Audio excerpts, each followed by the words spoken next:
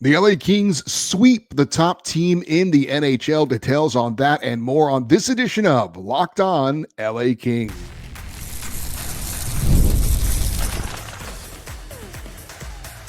You are Locked On Kings, your daily podcast on the Los Angeles Kings, part of the Locked On Podcast Network, your team every day.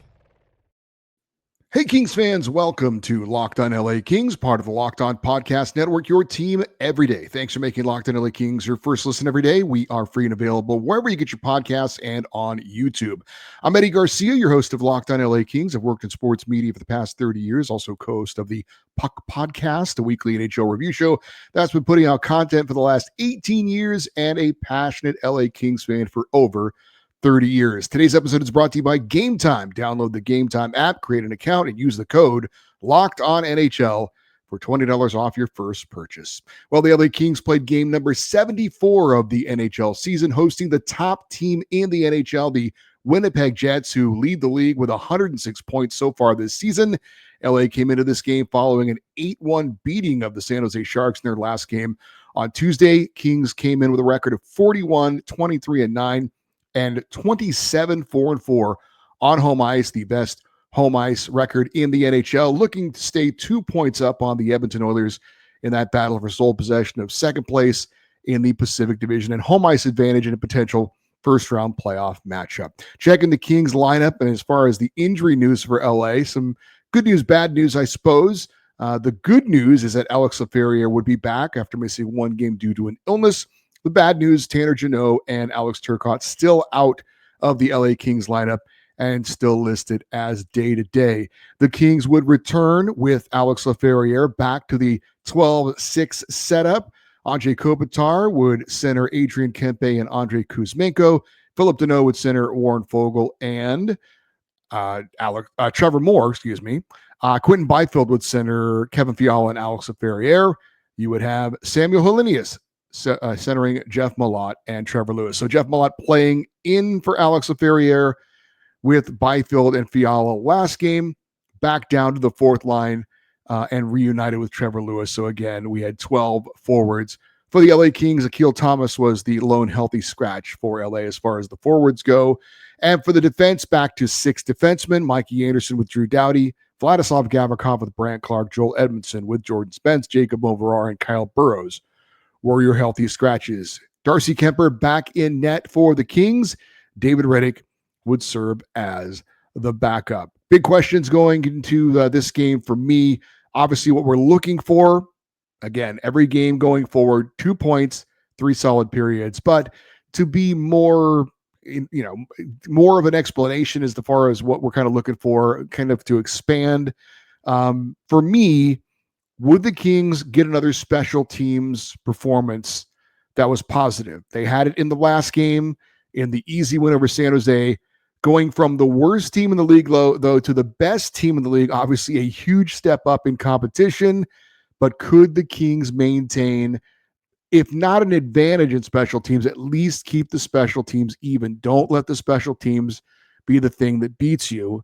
Winnipeg came into this game with the number 2 ranked power play in the NHL. As far as the scoring summary in this one, good start for the Kings as far as getting the puck in the net, taking an early 2-0 lead in this one on goals from Trevor Moore and Andrei Kopitar. Second period, Winnipeg would score to make it 2-1, but the Kings respond. Andrei Kuzmenko's goal makes it 3-1 Kings after 2. And in the third period, Adrian Kempe ices the win with an empty net goal. The Kings skate off with a 4-1 victory to improve to 42-23-9 in the season, 28-4-4 at home, and they would remain 2 points up on Edmonton for sole possession in second place in the Pacific Division. We'll update the standings coming up.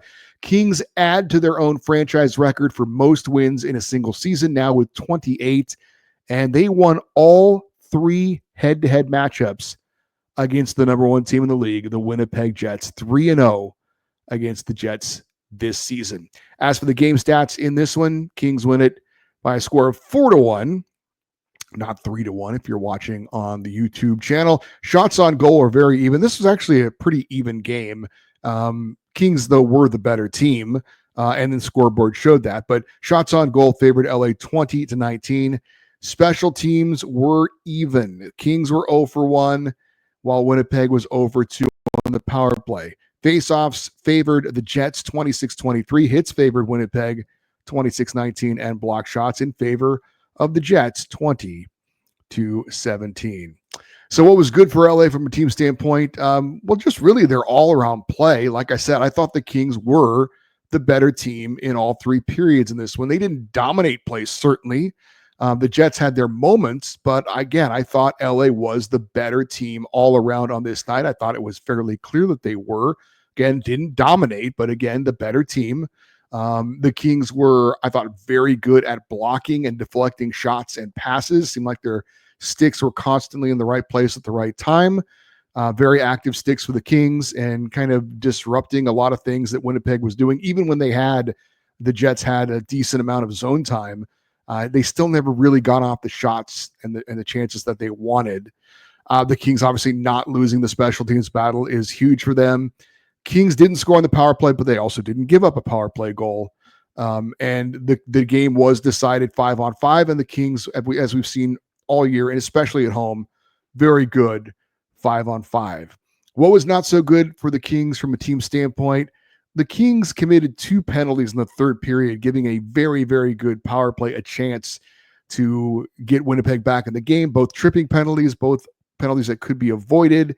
But the Kings fortunately were able to kill off both those penalties, but they did give, again, a very good Winnipeg team that's got the second best power play in the league a chance to get back in the game. And while I thought the Kings were the better team, I didn't really like the way they started each period. Probably about the first 3 minutes of each period, I thought Winnipeg was the better team. And then slowly but surely, the Kings kind of regained control and then took over for the rest of the period, kind of weathering the storm a little bit. So the starts to the periods weren't great, but that they did win most of the action in the periods. The Kings did have some issues getting the puck out of their own end. When they had chances to get it out, they didn't. But fortunately for them, it did not cost them, thanks to their goaltending. And as I mentioned, getting their sticks in shooting lanes and in passing lanes to kind of disrupt things for Winnipeg. As for our coach's quote from the win over the Jets, Jim Hiller said about this game, quote, "It was a good game. We played good. It was a really good team. They don't give you much, and it was a good effort. I thought it was a playoff-style game. I thought we played better defense against Toronto than we did tonight. The penalty kill, of course, tonight was a big story. I thought it was rock solid. It was easy to see, but we capitalized. When we capitalize, we're usually hard to come back on," end quote. So that was head coach Jim Hiller on the Kings win over the Winnipeg Jets. My big takeaway from this game, well, obviously the Kings got what they needed, 2 points in 3 solid periods of hockey. But to do it against the top team in the NHL obviously is very impressive.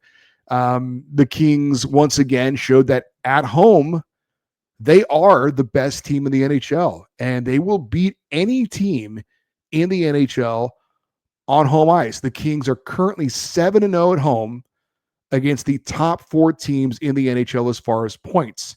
2-0 against Winnipeg, 1-0 against Washington, 2-0 against Dallas, and 2-0 against Vegas. The Jets, the Capitals, the Stars, and the Golden Knights are your top 4 teams in the NHL as far as points so far this season. Also, great to see the Kings penalty kill come up big with 2 big kills in the third period to prevent that game from getting a little bit more competitive, if you want to call it that, to making us all a little bit more nervous. If the Jets score a power play goal there and make it a 1-goal game, then obviously things start to feel a little bit different, but that didn't happen. Great win, solid performance offensively and defensively for the LA Kings. All right, up next, we're going to get into some of the individual performances for the Kings and their win over the Jets. That's next here on Locked On LA Kings, your team every day. Ever check your bank account and wonder, where did all my money go? Between dining out, online shopping, and entertainment, it's easy to lose track. That's where Monarch Money comes in, your personal CFO, giving you full visibility and control over your finances. Monarch Money isn't just a budgeting app. It's a complete financial command center. You can track all your accounts, investments, and spending all in one place. So just stop your managing of money and start building wealth. Instead of juggling multiple apps, You can use Monarch to check your finances, track spending, and even plan long-term goals. Managing money with your partner is smoother than ever. You can track shared and personal accounts, set goals, and stay on the same page without the stress. Take control of your finances with Monarch Money. Use the code LOCKEDONNHL at monarchmoney.com for 50% off your first year. That's monarchmoney.com, code LOCKEDONNHL for half off your first year. Let us get into some of the individual performances for the Kings and their win over Winnipeg. We start with the netminder, Darcy Kuemper. And I have to imagine, although I seriously doubt Darcy would ever admit it to the media, that he had to feel challenged and had to be excited to go up against Connor Hellebuck, the goaltender for the Winnipeg Jets, who everyone is saying, including me, is going to win the Vezina Trophy as the league's top goalie and could very well be a finalist for the Hart Trophy, maybe even win the MVP of the NHL this year. He's been that good and has had that good of a season. But Kuemper was every bit as good as Connor Hellebuck in this game, finished with 18 saves, allowing just the one goal. The goal he allowed was right after a Kings power play had expired. The Jets player came out of the penalty box and was a part of a 2-on-1. Player shot far post, blocker side, and beat Kuemper clean, but it was a 2-on-1. That was the only goal Kuemper allowed. He has now allowed, Darcy Kuemper, 2 or fewer goals in his last 11 straight starts. Clearly, he is getting focused and performing very well down the stretch as we go into the playoffs, and hopefully that continues. 29 of his 44 starts this season, he's allowed 2 or fewer goals, giving his team a chance to win in all those games. Kuemper improves on the season to 26-10-7, 17-2-2 on home ice. And again, playing his best hockey as we go down the stretch, which is great to see. Just watching him in this game, and, look, the Kings played good team defense. Winnipeg didn't have a ton of quality opportunities, but Kuemper just always seems like he's in control. Even when he's kind of scrambling a little bit, he seems like he pops right back up and immediately is just back in his net like he always is. Well, he does, we've seen him show some fire. He almost got in a goalie fight this year, but I think it's still pretty clear when you watch Darcy Kuemper and he's locked in, he's very under control. Not a lot of movement, an economy of movement in net, and just always seems to be in the right place at the right time. Feeling confident and looking good is Kings goaltender Darcy Kuemper. Who's also feeling confident and looking good? Andrei Kuzmenko scored the Kings' 3rd goal in this one, his 10th of the season, his 4th as an LA King. Poke checked away the puck from a Jets defenseman, skated in on a 2-on-1, faked a pass, shot it past the top goalie in the league, and made it 3-1 Kings with a huge goal. Also had a beautiful assist on the Kings' 2nd goal after his steal at center ice, created a 3-on-2. He took a pass from Adrian Kempe, made a beautiful extra pass over to Andrei Kopitar, showing shot and then passing. Great decisions, great execution by Andrei Kuzmenko. 9 points in his last 7 games. Overall this season with the Flames, Flyers, and Kings, he's got 10 goals, 19 assists for 29 points. And if you listen to this show at the trade deadline, I told you I did not expect much from Andrei Kuzmenko, and he has certainly showed me a lot. I mean, it was a low risk trade. You give up a 3rd round pick, you get probably a low reward player, but he has proven me wrong. He has been fantastic. A couple of games started a little bit slow, but he's now working with some amazing chemistry with Kopitar and Kempe. He's made that Kopitar line a threat again, and those guys now look dangerous. And he himself certainly, look, the Kings picked him up to add offense. Yes, to help the power play as well, but to add offense, and he has added offense. And I have to say, and I'll repeat myself, but it was a perfect example. If you didn't believe me before and you watched this game, there was a narrative when Andrei Kuzmenko was traded to the Kings. If you read what people said, because I wasn't that familiar with him, I can go look at his stats and tell you what they say, but what kind of player is he? And I read over and over, and I heard over and over, plays no defense and has no desire to play defense. He had 2 steals defensively in this game that led directly to goals. He has played hard defensively since joining the LA Kings. And I got to tell you, I see a desire in him to play defense. So I don't know why that wasn't the case, if those people were telling the truth in his other stops, or maybe, with the Kings and how they play defense, maybe that's been contagious for him. All I know is Andrei Kuzmenko has been a very positive player for the LA Kings. He has not been a defensive liability by any stretch. And we'll get into this more after the season, and we still need to see him finish the year and see what he can do in the playoffs. But you have to wonder if Andrei Kuzmenko isn't just a rental, if he becomes a part of the near future for the LA Kings, if they re-sign him after this year as an unrestricted free agent. He certainly has proved so far in a very short amount of time to be a very valuable member of the LA Kings. And I am thrilled to be proven wrong about him. Trevor Moore scored the Kings' first goal, 17th of the season, 36th point of the year. Defenseman Joel Edmondson put a shot on net. Moore was in front. He deflected the shot. It then went off of his foot after he deflected it and then into the net. That's not a distinct kicking motion, so that deflections off your foot that go in absolutely are goals that do count. Trevor Moore continues his second half surge, 11 goals in his last 24 games. By the way, for Joel Edmondson, he picked up an assist, his career high 14th assist this season. He's never had that many before in his career, and he did it on his 600th career, or in his 600th career NHL game, which was against the Jets. Andrei Kopitar scored the Kings' second goal, what would be the game-winning goal. Nice feed from Andrei Kuzmenko for the captain, his 19th of the season. He also assisted on the Adrian Kempe empty net goal for his team-leading 43rd assist. And since the trade deadline and the formation of the AAA line or the Special K line, I don't know. You've got Andrei, Adrian, and Andrei, or Kopitar, Kempe, and Kuzmenko. I'm good with either one. You guys let me know. But since that line was formed, Andrei Kopitar has 5 goals and 14 points in 14 games. So he has come alive with that line. And the third member of that line, Adrian Kempe, sealed the win with the empty net goal, his 32nd of the season, which leads the team. Also assisted on the Kopitar goal, his 30th assist of the season, and his 62nd point. He is tied with Andrei Kopitar for the team lead. I did want to mention Jeff Malott. He did not have a point in this game, but he continues to play really well. And I said I felt bad for Akil Thomas that he was not able to get in the lineup despite the injuries and the illness.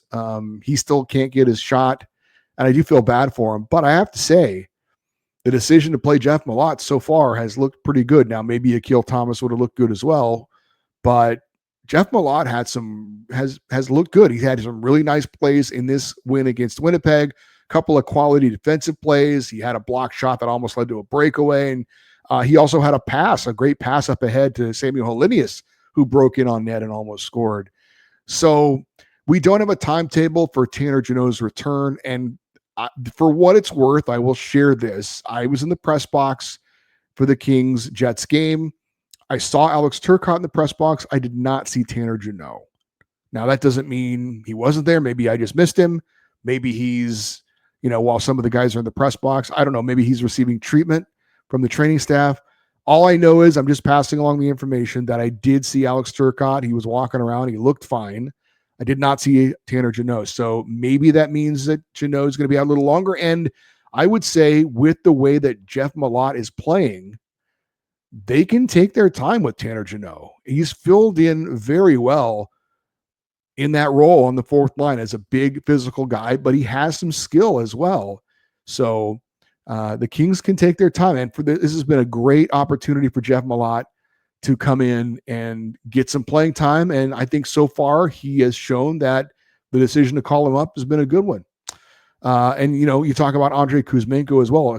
He's also gotten an amazing opportunity with the Kings. You are brought in and they tell you, we're going to play you on the quote unquote top line, the Kopitar line. We're going to play you number 1 power play minutes. How do you feel about that? I mean, are you kidding me? That's what a great opportunity for a guy who's going to be an unrestricted free agent. So Both those guys, the decisions to bring in Kuzmenko, the decision to call up Malott, been pretty good decisions to this point. I did want to check the team leaders in the win over Winnipeg. Adrian Kempe, Andrei Kopitar, Andrei Kuzmenko each had a goal, as did Trevor Moore. But Kempe, Kopitar, and Kuzmenko also had assists. Joel Edmondson an assist as well, as was Warren Fogle. Trevor Moore led the Kings in shots on goal with 3. Samuel Hellenius led the team in hits with 5. And I, again, continue to enjoy the fourth line. I hope we're kind of done with the 11-7. I really like the 12 forwards. I like rolling those 4 lines together. So I hope that continues. But Samuel Hellenius, Jeff Malott, and even the whipping boy for the Kings, Trevor Lewis, the fourth line has looked pretty good. Jeff Malott and Vladislav Gavrikov each had 3 blocked shots. Drew Doughty led the Kings in ice time with 25 minutes, 28 seconds. And Philip Deneau led the Kings in the faceoff circle. He won 9 of 12 faceoffs. If you're watching this game and you're wondering, where was Gabe Vilardi? We mentioned it on a previous show. He's hurt. He's out week to week. They're hopeful he can come back at some point in the playoffs, depending on how long Winnipeg is in the playoffs. But he's not going to play the rest of this regular season with an upper body injury. 27 goals, 61 points. He's had a fine season for the Winnipeg Jets. Alex Iafallo in this game, no points. The former King, he was a -2, 19 minutes, 33 seconds for him. On the season, he's got 13 goals and 26 points. And another former King that went over in the Pierre-Luc Dubois trade, Rasmus Kupari, is injured. He's out of the lineup as well. 59 games played this year. He has 5 goals and 8 assists. All right, we're going to check in on the Pacific Division standings after this Kings win over Winnipeg. That's next here on Locked In LA Kings, your team every day. Looking for a snack that is both delicious and nutritious? Crack into a good source of protein with Wonderful Pistachios. Wonderful Pistachios is one of the highest protein nuts. Each 1 ounce serving has 6 grams of protein, giving you 10% of your daily value. Plus, they are packed with fiber and better for you, unsaturated fats to help you keep feeling fuller longer. It's the perfect grab-and-go snack for busy days, whether snacking at your desk or on the road trip or just needing a quick protein boost. And if you love cracking open every shell for that satisfying crunch, the in-shell options are a classic favorite. Wonderful Pistachios is a complete protein, providing all 9 essential amino acids. Whether you're running between meetings or dropping off the kids, Wonderful Pistachios is the snack that works as hard as you do. Get snacking and get cracking with the snack that packs a protein punch. Visit wonderfulpistachios.com to learn more. Let us check out the 3 stars of the game in the win over the Winnipeg Jets. And each of these guys had a goal and an assist, and each of these guys play on the same line. My number 3 star in this game is Adrian Kempe with a goal and an assist. My number 2 star is Andrei Kopitar with a goal and an assist. And my number 1 star, Andrei Kuzmenko, with a goal and an assist and 2 steals to get those plays going, a couple of those plays going, the Kopitar goal and Kuzmenko's goal as well. All right, so the Kings get a huge win over the Winnipeg Jets. What does it mean in the bigger picture? Well, here's your top 3 in the Pacific Division. The Vegas Golden Knights lost to the Edmonton Oilers. 3-2 was the final in Vegas. However, because the Calgary Flames lost, Vegas has clinched a playoff spot. They likely are going, almost certainly are going to win the division as well. So Vegas is in, even with their loss to the Oilers.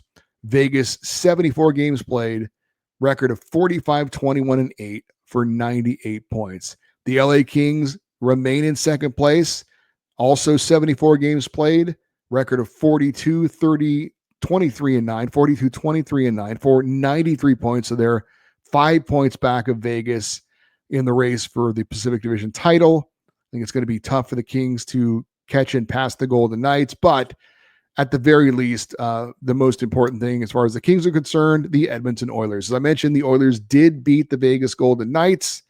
They also have played 74 games, so Vegas, LA, and Edmonton have all played the same number of games at this point. For Edmonton, they're now 43-26-5 for 91 points, so huge win for the Kings to remain 2 points up on the Edmonton Oilers. And again, coming up this Saturday, the next home game for the LA Kings will be against the Edmonton Oilers. That's going to be a huge, huge game. And they'll meet again on April 14th, this time in Edmonton. So 2 gigantic games between the Kings and Oilers coming up before they most likely meet for a 4th straight year in the playoffs. Hey, before we hang it up here, I did want to mention a couple of things. First off, real quick, Nick Nixon was honored before the Kings-Jets game. Great ceremony. 44 years broadcasting games for the LA Kings, most of them on radio, but came over on TV of late. And Nick Nixon lived in the shadow of Bob Miller for a long time. And I am so excited for Nick that in the last few years, he's kind of been able to establish himself. Not that he hadn't done it before, but just, look, when you're on TV as opposed to radio or streaming, you just have more of a spotlight on you and more people are watching and more people knew Bob. But Nick Nixon has been a wonderful broadcaster in his own right. He's a Hockey Hall of Famer, deservedly so. 44 years of service to the Kings. He's been a wonderful ambassador for the sport and has done a wonderful job. And he's been a guest on this show before, and hopefully he will be again. And we wish Nick all of the best. It was good to see him get recognized and to see his family out there celebrating with him before the Jets-Kings game. Real quick, I did want to update you on Kings prospects playing this postseason in the OHL playoffs. Kings number 1 draft pick from 2025, power forward Liam Greentree had a goal for his Windsor Spitfires, but they lost in overtime to the Sault Ste. Marie Greyhounds. 3-2 was the final. So Windsor still leads the series 2-1 for Liam Greentree. So far, it's been an eventful 3 playoff games. He's got 4 goals and 8 points right now. London Knights knock off the Owen Sound Attack and Kings goalie prospect Carter George. 7-4 was the final. The Kings second-round pick allowed 6 goals on 38 shots for London. 6th-round pick defenseman Jared Woolley for the Kings had a goal and an assist in this latest one. He's got 2 goals and an assist in 3 playoff games so far, and London holds a commanding 3-0 series lead. Flint Firebirds beat the Kitchener Rangers 2-0. Kings 5th-round pick in 2023 defenseman Matthew Mania didn't have a point, but his team gets the win. They're still down the series 2-1. Mania has a goal and an assist so far in the series. And finally, in the Western Hockey League playoffs, Prince George Cougars, along with Kings 3rd-round pick in 2023 forward Cohen Zemer, lost to the Portland Winterhawks 2-1. Zemer had no points in the loss. He has 2 assists so far on the series, and Prince George now trails in that series 2-1. A quick shout out to Sassoon, who I met up at the Kings-Jets game. He's emailed a few times. You might remember him. He's the new Kings fan. He's also trying to learn how to play hockey too. I had a great conversation with him.